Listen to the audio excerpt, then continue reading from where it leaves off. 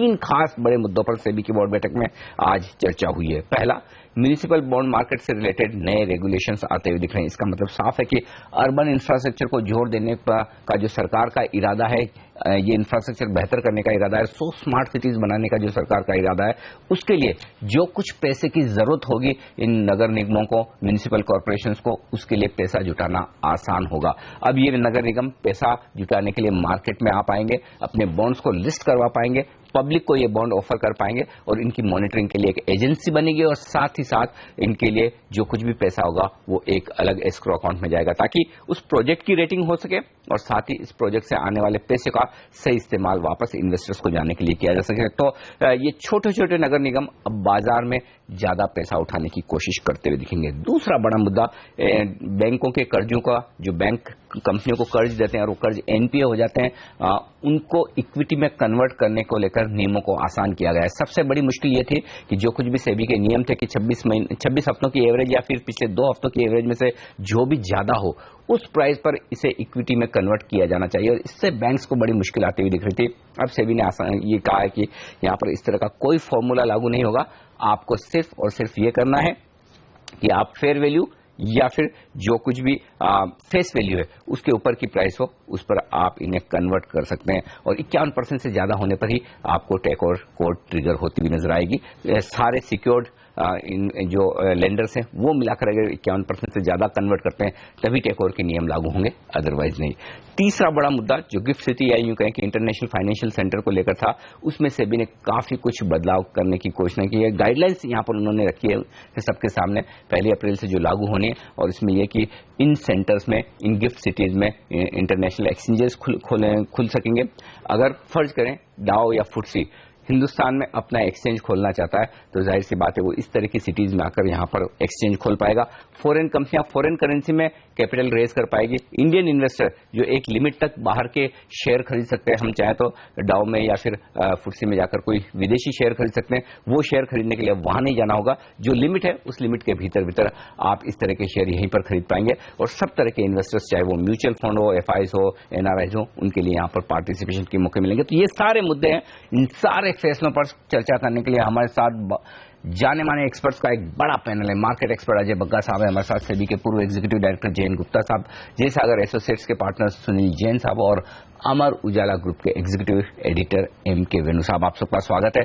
जयंत गुप्ता साहब, सबसे पहले आपसे राय लेना चाहता हूं इस मुद्दे पर जो कि कन्वर्जन को लेकर था, कि डेट को इक्विटी में कन्वर्ट करने को लेकर बैंक्स को सबसे ज्यादा मुश्किल आती हुई दिख रही थी, खासतौर से डिस्ट्रेस एसेट्स हैं लेकिन जो पैसा देना पड़ता था वो काफी ज्यादा होता था। क्या सेबी के ये नए नियम बड़े राहत देने वाले होंगे बैंकिंग सिस्टम के लिए? ये मेरे हिसाब से ये बहुत ही अहम फैसला है, और ये जिसको बोलेंगे पाथ ब्रेकिंग चीज आएगी आगे। इसके 2 वजह हैं। एक तो अगर कन्वर्जन इतना आसान कर दिया है, हो जाएगा जैसा सेबी बोल रही है, तो जो एग्जिस्टिंग प्रमोटर्स हैं उनको भी एक ये बहुत बड़ा लेसन मिलेगा कि वो डिफॉल्ट ना करें। तो क्योंकि उनको डर होगा कि अगर उन्होंने डिफॉल्ट किया तो उनका सारा जो लोन है इक्विटी में कन्वर्ट हो जाएगा, और 50% तक कन्वर्ट हो सकता है बिना किसी प्रॉब्लम के। तो इससे एक बैंकों को राहत एक तो ये मिलेगी कि उनका डिफॉल्ट रेट कम हो जाएगा या बेड डेट्स कम हो जाएंगे। दूसरा ये है कि बैंकों को एग्जिट भी आसान हो जाएगी कि वो अपना डेट को इक्विटी में कन्वर्ट कर लेंगे। और जहां आपने जो बताया, मैंने ध्यान से सुना नहीं था सिन्हा साहब ने क्या बोला, लेकिन अगर ये बोला है कि टेक ओवर कोड 51% से कम पे नहीं लगेगा, तो ये भी एक बहुत अच्छा फैसला है। लेकिन इसमें एक चीज है कि अब आप देखिए कि बैंकों ने मान लीजिए बहुत सारी कंपनियों के 50-50% इक्विटी ले ली, लेकिन बैंक मैनेजमेंट तो कर नहीं पाएंगे। तो या तो उनको मैनेजमेंट आउटसोर्स करना पड़ेगा, तो फिर वो दिक्कत है, या उनको एग्जिट करना पड़ेगा। और मेरे ख्याल में most of the banks will prefer कि वो जो 50% इक्विटी उनके पास आ जाएगी या जो भी इक्विटी उनके पास आ जाएगी उसको एग्जिट करें। तो उसमें ये देखना पड़ेगा कि क्या उस चीज में टेक ओवर कोड अप्लाई करेगा। अगर उसमें टेक ओवर कोड अप्लाई करेगा तो ये पूरा इंटीग्रेटेड मॉडल नहीं बन पाएगा, क्योंकि फिर बैंक इस इक्विटी से स्टक हो जाएंगे। और अगर टेक ओवर कोड नहीं अप्लाई होता है तब हमको एक चीज देखनी पड़ेगी कि अल्टीमेटली वो इक्विटी एग्जिस्टिंग प्रमोटर्स फिर से ना खरीद लें, क्योंकि अगर एग्जिस्टिंग इक्विटी इन्वेस्टर वो फिर से इक्विटी खरीद लेंगे तो इसका मतलब ये एक round tripping sort of thing हो जाएगी। तो ये सब अपने को बहुत ध्यान रखना पड़ेगा। लेकिन मेरा कहना है कि कोई भी नई चीज होगी उसमें थोड़ी बहुत दिक्कत जरूर आएगी, लेकिन ये एक बहुत अच्छा फैसला है, इससे बैंक को बहुत बड़ी राहत मिलेगी। बिल्कुल, भारी भरकम इक्विटी बैंक्स अगर अपने कर्ज को इक्विटी में कन्वर्ट करके हासिल करते हैं, लेकिन मैनेजमेंट कंट्रोल जो उनके हाथ में नहीं होता है, अब इन नियमों के बाद शायद बैंक्स को मैनेजमेंट कंट्रोल करने का मौका मिले। भले उनकी एक्सपर्टाइज ना हो, लेकिन वो एक प्रोफेशनल मैनेजमेंट को हायर करके उस कंपनी को चलाने में मदद कर सकते हैं, या फिर वो इस पूरे बिजनेस को, पूरी अपनी स्टेक को किसी बड़े दूसरे कॉर्पोरेट को बेच सकते हैं। तो काफी हद तक उनके कर्जों को वसूल करने में मदद मिलती हुई दिखेगी। एम के वेणु साहब, आपसे राय लेना चाहता हूं। जिस मुद्दे को सबसे पहले छुआ सेबी चेयरमैन यूके सिन्हा साहब ने, पूरी तरह से फोकस सरकार के अर्बन इंफ्रास्ट्रक्चर और स्मार्ट सिटी के प्रोजेक्ट पर नजर आ रहा है। म्यूनिसिपल कॉर्पोरेशन जिनकी रेटिंग के बारे में हमेशा क्वेश्चन मार्क रहते हैं, लेकिन आपसे ये सवाल उससे पहले सीधे चलते हैं यूके सिन्हा साहब से। हमारे ब्यूरो चीफ लक्ष्मण राय ने बातचीत की, सुनते हैं। हाँ, तो उस पर आपने बहुत जल्दी से ही बोर्ड ने फैसला लिया। सबसे महत्वपूर्ण प्रावधान मुझे लगा म्युनिसिपल कॉर्पोरेशन बॉन्ड को आपने जारी करने का, वो कैसे काम करेगा तो संक्षिप्त में बताएंगे। म्यूनिसिपल बॉन्ड्स की रिक्वायरमेंट इस कंट्री में है, आवश्यकता है, ये हमने महसूस किया। बहुत से रिपोर्ट्स हैं वर्ल्ड बैंक की, सरकार की भी, कि म्यूनिसिपल बॉन्ड मार्केट को डेवलप करना होगा। इस देश में 2020 तक आते आते लगभग 68 करोड़ लोग अर्बन एरियाज में रहने लगेंगे। तो इन संस्थाओं को कैसे मार्केट से पैसा उठाने की व्यवस्था की जाए, उसके लिए कोई गाइडलाइन नहीं था। सेबी बोर्ड ने आज म्युनिसिपल बॉन्ड के गाइडलाइंस डिसाइड किए हैं। उसमें इन्वेस्टर के प्रोटेक्शन के लिए व्यवस्था की गई है कि उसकी रेटिंग अलग होनी चाहिए, इन्वेस्टमेंट ग्रेड रेटिंग होनी चाहिए, ऐसी म्यूनिसिपैलिटी होनी चाहिए जिसने कभी डिफॉल्ट नहीं किया हो, इसने ऐसी म्यूनिसिपैलिटी होनी चाहिए जिसका कि नेटवर्क पॉजिटिव हो। इसके अलावा सर एक और फैसला लिया गया, वो है खासतौर से गिफ्ट सिटी को लेकर के। इसमें किस तरह के छूट दिए जाएंगे वहां पर जो अपने कारोबार चलाएंगे, एक्सचेंजेस या घरेलू एक्सचेंज? आज जो गिफ्ट सिटी के बारे में या इंटरनेशनल फाइनेंशियल सर्विसेज सेंटर के बारे में जो आज निर्णय लिया है, उसमें मुख्य बातें ये रही हैं कि स्टॉक एक्सचेंजेस चाहे वो विदेश के हों या भारतीय हों, रिकॉग्नाइज्ड हों, तो वो अपनी सब्सिडरी वहां खोल के काम काज स्टार्ट कर सकते हैं। उनको सहूलियत देने के लिए सेबी बोर्ड ने यह भी कहा है कि जैसे हमारे यहाँ 100 करोड़ का रिक्वायरमेंट है मिनिमम कैपिटल का, तो वो 25 करोड़ से स्टार्ट कर सकते हैं, 3 साल के अंदर उनको मैच करना होगा। उसी प्रकार से क्लियरिंग कॉर्पोरेशन को 300 करोड़ के बदले हमने कहा है 50 करोड़ से आप स्टार्ट करें, वो कर सकते हैं। फॉरेन की जो कंपनियां हैं वो अगर चाहें पैसा उठाना या ट्रेडिंग करना यहाँ पर, आईपीओ करना, तो वो कर सकते हैं। म्यूचुअल फंड्स को भी हमने वहाँ अलाउ किया। इस तरह 2 चीजें, एसटीटी लगने की कितनी संभावना है, आपका सिफारिश का? इसकी कोई जानकारी नहीं। एक लास्ट क्वेश्चन सर, यहाँ पे खासतौर जो डेट को इक्विटी में कन्वर्ट करने का जो आपने प्रावधान किया, वो क्या है?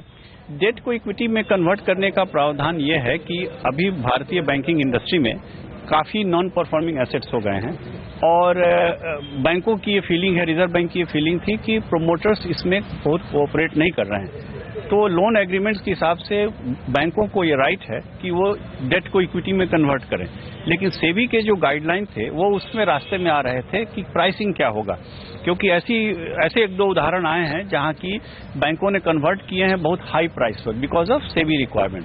तो आज हम लोगों ने उसको सरल कर दिया है और वो कहा है कि जो फेस वैल्यू है उससे कम पर नहीं होना चाहिए और उसका फेयर वैल्यू पर होना चाहिए। इस तरह की व्यवस्था। बहुत शुक्रिया, उनसे बात। धन्यवाद। बिल्कुल था, ये तो है सेबी चेयरमैन यूके सिन्हा साहब जो एक्सक्लूसिव बातचीत करते हुए सीएनबीसी आवाज के साथ।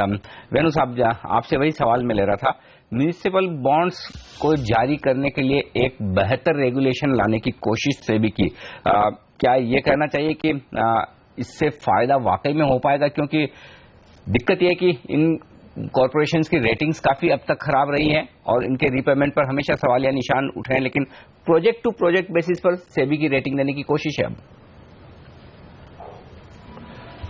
देखिए, म्युनिसिपल बॉन्ड्स सारी दुनिया में आप देखिएगा म्युनिसिपल बॉन्ड्स इश्यू होते हैं उसका, और वो अच्छी तरह चलते भी, और उसका कारण ये है कि उनकी रेटिंग भी अच्छी होती है। उसका कारण ये है कि म्युनिसिपल जो गवर्नेंस सिस्टम जो है खासकर विकसित देशों में वो बहुत स्ट्रांग है, और जिस तरह सेंट्रल गवर्नमेंट या हमारी स्टेट गवर्नमेंट का गवर्नेंस फ्रेमवर्क है, उसी तरह म्युनिसिपल जो गवर्नमेंट जो है, म्युनिसिपल कॉर्पोरेशंस, वो एक पूरे इकोनॉमिकली वायबल बैलेंस शीट चलाती हैं।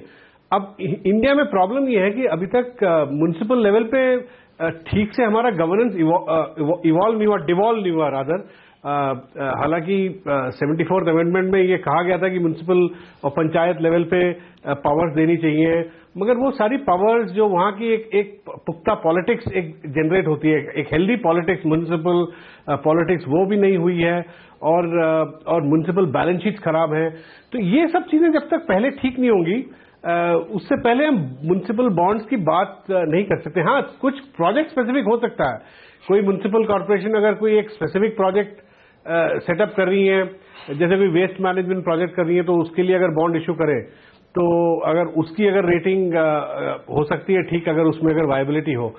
मगर ओवरऑल मेरा ये कहना है कि म्युनिसिपल गवर्नेंस इंडिया में, अगर आप यूपी बिहार ले लीजिए जहां पे जरूरत है म्युनिसिपल गवर्नेंस की, आप ये बताएं कौन से कॉरपोरेशंस के बॉन्ड्स आज की तारीख में वायबल होंगी।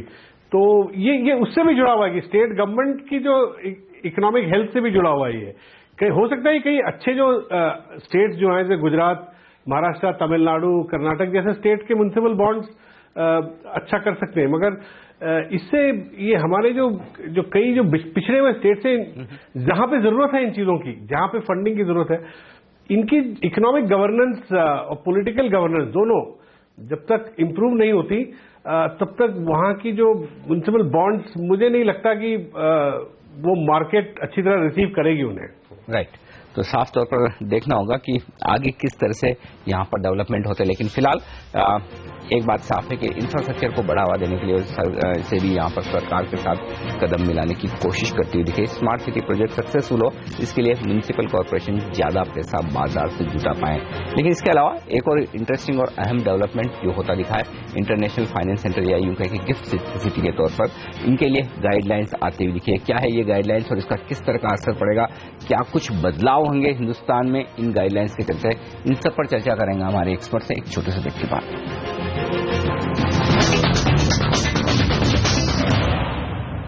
सेबी की अहम बोर्ड बैठक में जो फैसले लिए गए उस पर चर्चा करने के लिए एक्सपर्ट्स का पूरा पैनल हमारे साथ हैं।